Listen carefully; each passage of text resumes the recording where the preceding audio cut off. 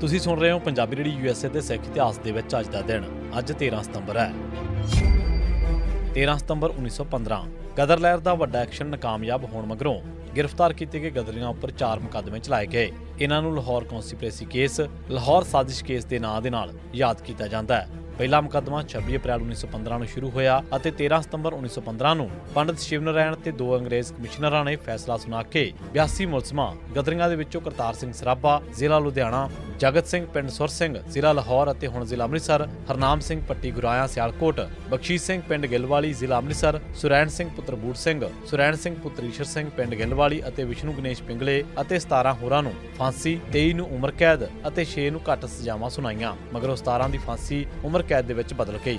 ਘੱਟ ਸਜ਼ਾਵਾਂ ਵਾਲਿਆਂ ਦੇ ਵਿੱਚ ਸੋਹਣ ਸਿੰਘ ਪਕੜਾ, ਨਿਧਾਨ ਸਿੰਘ ਚੁੱਗਾ, ਜਵਾਲਾ ਸਿੰਘ ਠੱਠੀਆਂ, ਵਿਸਾਖਾ ਸਿੰਘ ਦਦੇਹਰ, ਪਿਆਰਾ ਸਿੰਘ ਲੰਗੇਰੀ, ਉਦਮ ਸਿੰਘ ਕਸੇਲ, ਹਰਨਾਮ ਸਿੰਘ ਡੂੰਡੀਲਾਟ ਇਹ ਸਾਰੇ ਸ਼ਾਮਿਲ ਸਨ। ਇਹਨਾਂ ਸਾਰਿਆਂ ਨੂੰ 16 ਨਵੰਬਰ 1915 ਦੇ ਦਿਨ ਲਾਹੌਰ ਜੇਲ੍ਹ ਦੇ ਵਿੱਚ ਫਾਂਸੀ ਦਿੱਤੀ ਗਈ ਸੀ।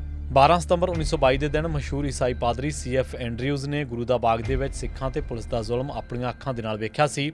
ਅਗਲੇ ਦਿਨ 13 ਸਤੰਬਰ ਨੂੰ ਪੰਜਾਬ ਦਾ ਗਵਰਨਰ ਅੰਮ੍ਰਿਤਸਰ ਆਇਆ। ਐਂਡਰਿਊਜ਼ ਨੇ ਗਵਰਨਰ ਨੂੰ ਮਿਲ ਕੇ ਗੁਰੂ ਦਾ ਬਾਗ ਦੇ ਵਿੱਚ ਪੁਲਿਸ ਦੇ ਜ਼ੁਲਮ ਬਾਰੇ ਗੱਲਬਾਤ ਕੀਤੀ। ਉਸ ਦਿਨ ਗਵਰਨਰ ਆਪ ਗੁਰੂ ਦਾ ਬਾਗ ਗਿਆ। ਉਸ ਦੇ ਨਾਲ ਪੰਜਾਬ ਕੌਂਸਲ ਦੇ ਕੁਝ ਮੈਂਬਰ ਵੀ ਸ਼ਾਮਲ ਸਨ। ਇਸ ਮਗਰੋਂ ਗਵਰਨਰ ਦੇ ਦਖਲ ਦੇ ਨਾਲ ਸਿੱਖ ਜਥਿਆਂ ਦੀ ਕੁੱਟਮਾਰ ਬੰਦ ਹੋ ਗਈ ਅਤੇ ਹੁਕਮ ਜਾਰੀ ਕੀਤਾ ਕਿ ਅੱਗੇ ਤੋਂ ਇਹਨਾਂ ਨੂੰ ਗ੍ਰਿਫਤਾਰ ਕਰ ਲਿਆ ਜਾਵੇ।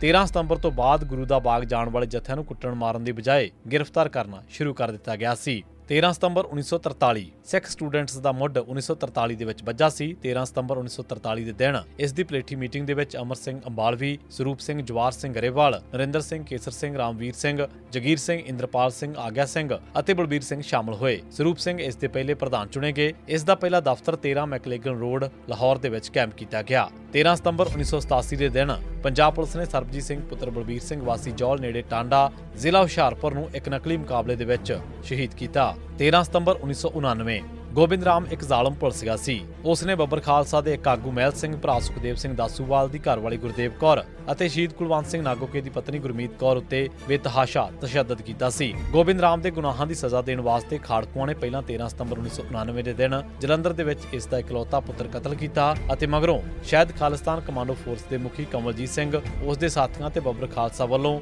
ਗੋਬਿੰਦ ਰਾਮ ਨੂੰ ਬੰਬ ਦੇ ਨਾਲ ਉਡਾ ਦਿੱਤਾ ਗਿਆ। 13 ਸਤੰਬਰ 1992 ਦੇ ਦਿਨ ਪੰਜਾਬ ਪੁਲਿਸ ਨੇ ਲਖਵਿੰਦਰ ਸਿੰਘ ਉਰਫ ਲੱਖਾ ਪੁੱਤਰ ਧਰਮ ਸਿੰਘ ਵਾਸੀ ਸੁਲਤਾਨਵਿੰਡ ਜ਼ਿਲ੍ਹਾ ਅੰਮ੍ਰਿਤਸਰ ਨੂੰ ਅਤੇ ਬਲਦੇਵ ਸਿੰਘ ਉਰਫ ਫੌਜੀ ਪੁੱਤਰ ਬੂਟਾ ਸਿੰਘ ਵਾਸੀ ਬਾਸਰ ਕੇ ਭੈਣੀ ਨੂੰ ਨਕਲੀ ਮੁਕਾਬਲਿਆਂ ਦੇ ਵਿੱਚ ਸ਼ਹੀਦ ਕੀਤਾ। 13 ਸਤੰਬਰ 1993 ਦੇ ਦਿਨ ਪੰਜਾਬ ਪੁਲਿਸ ਨੇ ਜਸਵੰਤ ਸਿੰਘ ਉਰਫ ਜੱਸਾ ਪੁੱਤਰ ਵੀਰ ਸਿੰਘ ਵਾਸੀ ਪਿੰਡ ਧੁੰਨ ਨੂੰ ਇੱਕ ਨਕਲੀ ਮੁਕਾਬਲੇ ਦੇ ਵਿੱਚ ਸ਼ਹੀਦ ਕੀਤਾ। 13 ਸਤੰਬਰ 2014 ਦੇ ਦਿਨ ਭਾਜਪਾ ਦੇ ਡਿਫੈਂਸ ਮਿਨਿਸਟਰ ਅਰੁਣ ਜੇਤਲੀ ਨੇ ਫੌਜ ਦੇ ਵਿੱਚ ਸਿੱਖਾਂ ਦੀ ਭਰਤੀ ਸੰਬੰਧੀ ਨੀਤੀ ਬਦਲਣ ਤੋਂ ਕੋਰੀ ਨਾ ਕਰ ਦਿੱਤੀ। ਉਸ ਨੇ ਕਿਹਾ ਕਿ ਭਾਰਤੀ ਸੂਬੇ ਦੀ ਆਬਾਦੀ ਦੇ ਹਿਸਾਬ ਦੇ ਨਾਲ ਹੀ ਕੀਤੀ ਜਾਂਦੀ ਰਹੇਗੀ। ਪਹਿਲਾਂ ਉਹ ਬਾਦਲ ਨੂੰ ਪੰਜਾਬ ਵਾਸਤੇ ਮਾਲੀ ਮਦਦ ਤੋਂ ਨਾ ਕਰ ਚੁੱਕਾ ਸੀ। ਉਸ ਦਾ ਕਹਿਣਾ ਸੀ ਕਿ ਕਾਂਗਰਸ ਸਰਕਾਰ ਨੇ ਪੰਜਾਬ ਨੂੰ ਪਹਿਲਾਂ ਹੀ ਦੁੱਗਣੀ ਰਕਮ ਦੇ ਦਿੱਤੀ ਹੋਈ ਸੀ। ਇਸੇ ਸਿੱਖ ਇਤਿਹਾਸ ਦੇ ਵਿੱਚ ਅੱਜ ਦਾ ਦਿਨ। ਤੁਸੀਂ ਸੁਣਦੇ ਰਹੋ ਪੰਜਾਬੀ ਰੇਡੀਓ USA।